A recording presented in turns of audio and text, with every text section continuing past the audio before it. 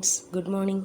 இன்றைக்கி நம்ம ஒரு ஸ்பெஷலான ஸ்வீட் கேரட் அல்வா எப்படி செய்கிறதுன்னு பார்க்க போகிறோம். அதுக்கு முதல்ல ஒரு பேனில் ஒரு ஸ்பூன் நெய் சேர்த்துக்கலாம்.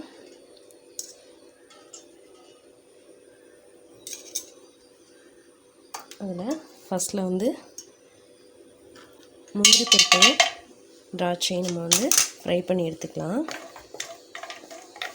கொஞ்சம் நல்லா பொன்னிறமாக வைத்துக்கலாம்.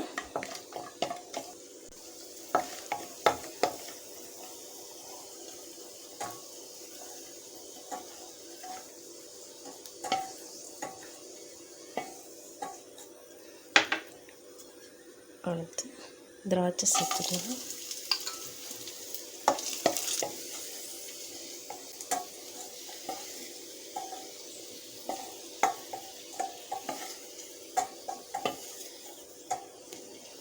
எடுத்துட்டு அதே பாத்திரத்திலேயே நம்ம தோல்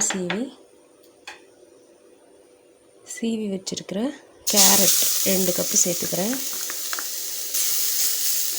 சிம்லே வச்சுக்கோங்க. கொஞ்சம் நல்லா நெய்யிலே வதக்கலாம். அதை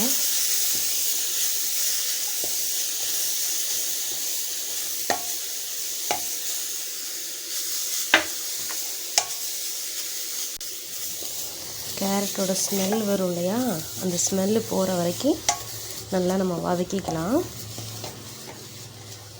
கேரட்டில் நிறையா விட்டமின்ஸ்லாம் இருக்குது, உங்களுக்கே தெரியும். நம்ம குழந்தைங்களுக்கு நம்ம கேரட்டை ஏதாவது ஒரு விஷயத்தில் சேர்க்கணும். அதுக்கு இந்த மாதிரி ஸ்வீட்டாக கொடுத்தீங்கன்னா அவங்களாம் இந்த மாதிரி விரும்பி சாப்பிடுவாங்க இல்லையா. அதனால் இதை மாதிரி நீங்களும் ட்ரை பண்ணி பாருங்கள். கேரட்டை நல்லா அதோட பச்சை ஸ்மெல் போகிற வரைக்கும் நல்லா ஃப்ரை பண்ணிக்கோங்க. பச்சை ஸ்மெல் போனதும் 2 கப் பால் சேர்த்துக்கலாம். நம்ம 2 கப் பால் சேர்த்து அதை நம்ம வேக விடலாம். பால்லையே வேக விடலாம்.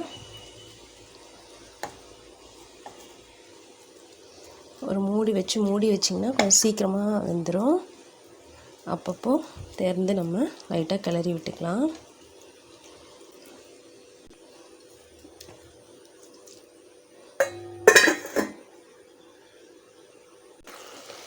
இந்த மாதிரி அப்பப்போ ஓப்பன் பண்ணி கொஞ்சம் கிளறி விட்டுக்கோங்க. அந்த பால்லாம் கேரட்டில் அப்சர்வ் ஆகிற வரைக்கும் நம்ம அதை நல்லாவே வேக விடலாம். பாலில் கூட கொஞ்சம் நேரம் வேக நமக்கு அல்வா ரொம்ப டேஸ்டியாக இருக்கும். அதனால் இப்போ நல்லா பாலில் அப்சர்வ் ஆகிடுச்சு எல்லாம். இப்போ இந்த ஸ்டேஜில் நம்ம சுகர் சேர்த்துக்கலாம். நான் ஒரு 1/2 கப் சுகர் சேர்த்துக்கிறேன். இனிப்பு உங்களுக்கு எவ்வளோ வேணுமோ அவ்வளோ சேர்த்துக்கோங்க. உங்கள் டேஸ்ட்டுக்கு தகுந்த மாதிரி சேர்த்துக்கோங்க. சேர்த்து அதுலேயும் கொஞ்சம் நல்லா வேகட்டும். சர்க்கரையெல்லாம் நல்லா கரையட்டும்.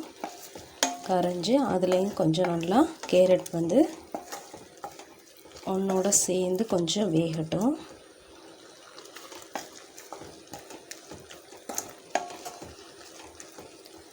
சுகர்லாம் அப்படியே மெல்ட் ஆகி கொஞ்சம் தண்ணியாக வரும் இல்லையா, அப்போது அதுலேயும் கொஞ்சம் வேகணும். வெந்து அந்த தண்ணியெலாம் நல்லா அப்சர்வ் ஆகிற வரைக்கும் அதுலேயே கொஞ்சம் நேரம் வேக விடலாம். பாருங்கள், இப்போ சுகர்லாம் நல்லா அப்சர்வ் ஆயிடுச்சு. இப்போது ஒரு ஏலக்காய் பவுட்ரு பண்ணி எடுத்துக்கலாம். அதையும் இதில் சேர்த்துக்கலாம்.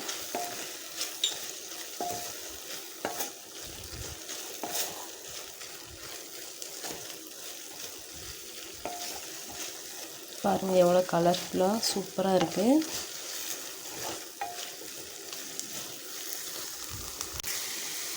இப்போ ஸ்டவ்வை ஆஃப் பண்ணிவிட்டு நம்ம ஏற்கனவே வறுத்து வச்சுருக்கிற நட்ஸ் எல்லாம் சேர்த்துக்கலாம். சேர்த்துட்டு இதை நம்ம சர்வ் பண்ணலாம். இந்த ஹாட்டாகவோ இல்லை நம்ம கோல்டாகவோ கூட நம்ம சர்வ் பண்ணலாம். ரொம்ப டேஸ்ட்டாக இருக்குங்க. நீங்களே இந்த மாதிரி ட்ரை பண்ணி பாருங்கள். உங்களுக்கு பிடிச்சிருந்ததுன்னா லைக் பண்ணுங்கள், ஷேர் பண்ணுங்கள். Thank you friends.